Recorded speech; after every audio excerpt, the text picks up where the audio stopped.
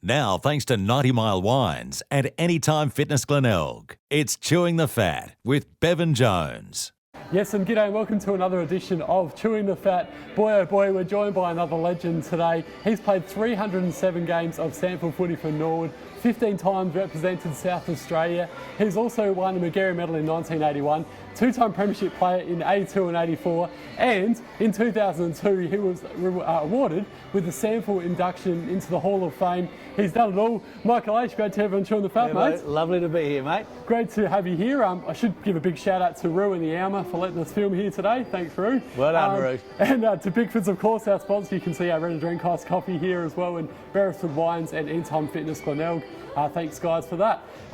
Mate, so much to talk about, but let's start with your journey. How did it all happen? How did you end up playing for Norwood Footy Club? Well, Bevo, interesting one, because I lived in the West Torrens district. I went to school in the West Adelaide district, primary school. So I played mini league for West Adelaide for many years. And then when I finished school, it was either senior school, it was either West Torrens or Norwood. And I actually went out to West Torrens. They invited me out there for training. Went out there, Norwood got a hold of that. Mike Coward, actually, who was a journalist and for the Advertiser, and a mad Norwood man, and he wrote an article, and so Norwood got on the phone straight away and said, hey, what's going on? And I was always going to go to Norwood. My dad played there for 10 years, and you know, that was where my passion was, and so ended up in Norwood in 79. And so there was always that, I guess, all those VFL clubs that were always targeting you because you're such a superstar. Was it ever tempting to go over to Victoria and play in the VFL? Look, it was, and in some respects, do I regret not going? A little bit, because I signed a Form 4 with Richmond in 1980. So, and then of course won the medal in 81.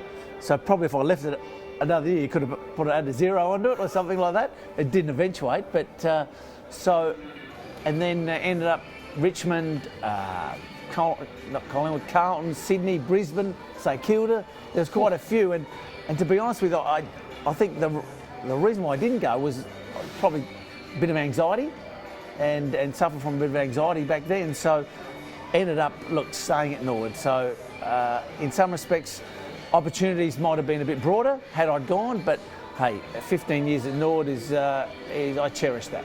And 2 premierships as well, as I mentioned before, 82 and 84. Which one was your favourite of the two and why? Oh, well, always 84 is going to be the favourite. You're playing against the enemy, so to speak. You had a great deal of respect for Port Adelaide.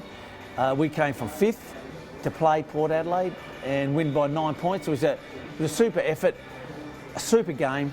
You know, any grand final win is going to be a great grand final win. In 82, you know, we played Glenelg and we had the week's rest. Glenelg played Port in the prelim. Glenelg had done it pretty hard, and you know, we were just probably a bit too good on the day. But 84, without a doubt, would be my favourite. And talk to us about that big rivalry between Port and Norwood. Obviously, it's not as strong these days with the power reserves. But yeah, why did the two teams just hate each other so much, Aishy? Oh, look, Bevo, it's a hard one. I know from my point of view, Dad plays 10 years for Norwood, right? So we get brought up on Port Adelaide, arch enemy. So it's ingrained into you right from the word go. I did it to my kids, you know, it's just there. And look, them being so successful, I guess, ourselves being successful, it's just the rivalry was there from when I was a boy, you know. Traditional rivals, they call it. You know, there's obviously, you got your Sturts and you've got your other clubs and but Norwood and Port was always been that rivalry there. A great respect, there's no question about that. A great dislike, yes, you know, and you know, I get it. You look at Port Adelaide and how successful they've been, you know, and the Timmy G's and all that, winning 7, 8 grand finals, super effort, like super club, strong, and you know, you knew that when you came up against Port, you just wanted to beat them because they were the best, and because of that rivalry. Just because they were, like I said before, they won those premierships. And, a bit like the Doggies in the 2000s. Oh, well, them, so, take that. Yeah. That's incredible. Yeah, 100%.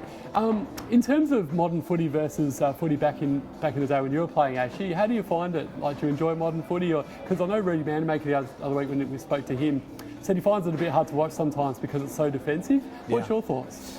Look, I've found footy hard to watch ever since I stopped playing. So it's always difficult for me to watch it. But yes, the defensive side of things is a bit of a concern. And I know that it evolves and the coaches are always thinking outside the box, which you need to do. Is it as enjoyable to watch? I don't think so these days. You know, you can get 40 touches and you know, half of them they've kicked sideways to you and those sort of things. So, now, I'm not saying that you're going to get 40 touches like that, but you might get a few. So I don't think it's as entertaining. There's no question about that. But look, it's still a great spectacle. I think that the talent is certainly still there. You have to be talented. The dynamics of that now in respects to awareness and skill level is just jumped up incredibly because of the pace and all that. So the awareness and the skill level to be able to get out of trouble or know where someone is and get rid of the ball before you get tackled is incredibly good. That's what I like about it. Yeah, it's very, very skillful, that's for sure. Definitely right there, Aishy. In terms of state footy, I mentioned before you played 15 games for South Australia, which is a remarkable effort, and you captained the state a couple of times as well, which is, you know, a terrific achievement. How did you find playing for South Australia and playing against the best in Australia as well? Oh, I loved it. Bevo. Look, it was always great to play Victoria. I remember 86, I think it was, maybe, when we played Victoria over there, and it had been pouring with rain the whole week, and we're playing against the guys like Ablett, Dunstall, Lockett, Lyon, you know, Brereton. It was just incredible. But to play state footy with guys from the AFL, as it was back then, or the VFL, and the SANFL, you get some great friendships. You know, one of my good mates, Grantley Filkey, you know, like, just the bonds are there forever. And that's what you love about footy, you know, not just your teammates, but that, and you know, pitting yourself against the best, you know, in the leagues was fantastic. We used to struggle against Western Australia a bit over there in particular, but the chance to play in those games, and I remember, you know, in the early 80s at Footy Park, with the crowds, they're huge, and those games against the VFL were massive. Yeah, it was fantastic. And I heard a funny story from Rudy off air the other day that yourself, Rudy Mendemaker and Gary McIntosh, good old Macca, that rugged Norwood number 14, you guys roomed together after a state game once and got into a bit of mischief. Tell us more about that, Aishy. Oh, well, I can't really tell you what we got up to, but I can't remember Macca being involved, but I remember it is that we were on a state camp. It was a bit of a camp down at Footy Park, and we stayed in the hotel across the way from the Lakes Resort, I think it was, or the Lakes Hotel. And I'm pretty sure that I was bunked in with Rudy, and I don't know if Rudy came home that night or whatever, or Rudy was always on his phone. That's what I remember about it, but there was probably a little bit more happened, Bevo, but we'll keep that under the table for now. No, that's understandable. And your toughest opponent, actually, no doubt you played against some very, very tough opponents over the years, but who was your toughest and why? Oh, without doubt, I think Trevor Rowe from the Doggies. Very disciplined, very fit, could run really well, and he would just he wouldn't worry about the footy. He'd run with you, and then he had the ability to run with you and then run off you as well. So it was challenging for me against him. But you know, you had Tony Giles in my first couple of years as a halfback for Port, extremely difficult. Yeah, there was another Port guy, his name escapes me at the moment, who was tough, and there's another South guy. You know, they all were very good at their trade. You just had to work a bit harder, and you know, they did their jobs very well. And I must admit, I think Trevor Rowe probably nutted me on more times than I would have liked. Well, 1981 Magarey Medal, you're obviously named as the best player in the whole of South Australia, as the best and fairest. That just must have been incredible. Yeah, look, that year, I guess, what's my third year in the comp, then full-time as a ruck rover and partnered with Keith Thomas. So we were, you know, tag teaming, and Keith, very underrated player, if you ask me. He was a brilliant player. So we were just fit, you just get fit and healthy, and I'm fortunate enough to have a good year and just managed to edge out Magarey, I think it was, by 4 or 5 votes. So I think it was the first year that they actually, both umpires voted 3-2-1, not just one umpire. So yeah, look, I look back with great memories of winning that and my first game and premierships. It's all a part of it. And I mentioned at the start of the show as well, 2002 you were inducted into the SANFL Hall of Fame with all those legends. That must have been a real thrill for you as well. Yeah, look, I guess, you play footy because you love it. You wouldn't change anything. You'd always go back and play. And, to be awarded anything like that is just something very special. You look back, I think from my own personal view, I look back with great memories to think that I was privileged enough to play 15 years for the Norwood Footy Club, play some state games, we played an international game against West Australia in BC Stadium in Canada, with some guys as a state representative. Things like that, they're great memories. You can show your kids, your grandkids, and it's all a part of it. And I know state footy now is no longer, which is a bit sad, and it would be great to have it, but I don't think it's ever going to happen. But look, anyone who wants to play any sort of level footy, and if you manage to get to the top level, I just say, you've just got to sacrifice. You've got to do it, whatever you can to get there, because you'll look back and think you've been very fortunate. You don't go so fast, they say. Like I said, those 15 years probably just flew, didn't they? They fly. Yeah. Absolutely they fly. They don't necessarily fly when you're doing your pre-season training, because that is such a slog. We used to do it up at Flinders Uni when I first started, and man, there are plenty of hills up there. And that was tough. Training certainly changed over the years. The way they go about it now with the 2K or 3K time trials.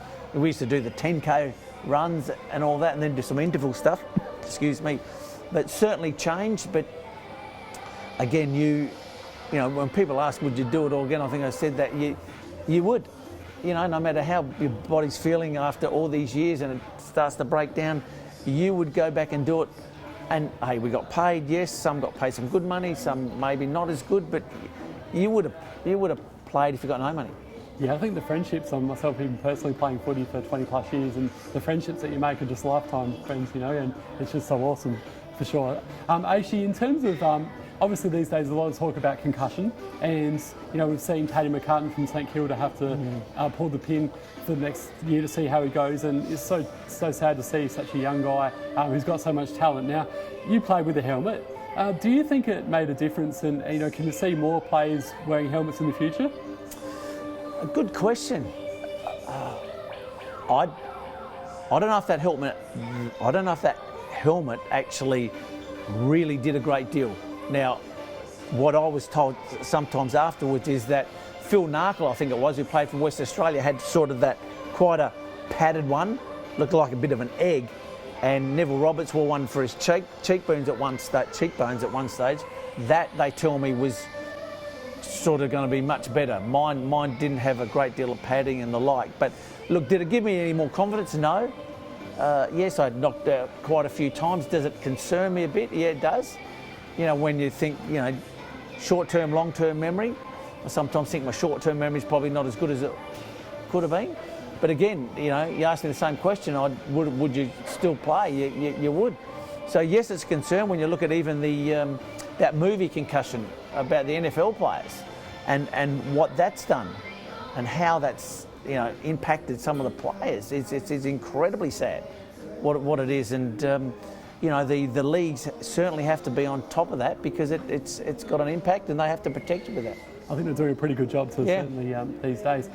And who would have been your funniest teammate and why at Norwood, and maybe even playing state footy?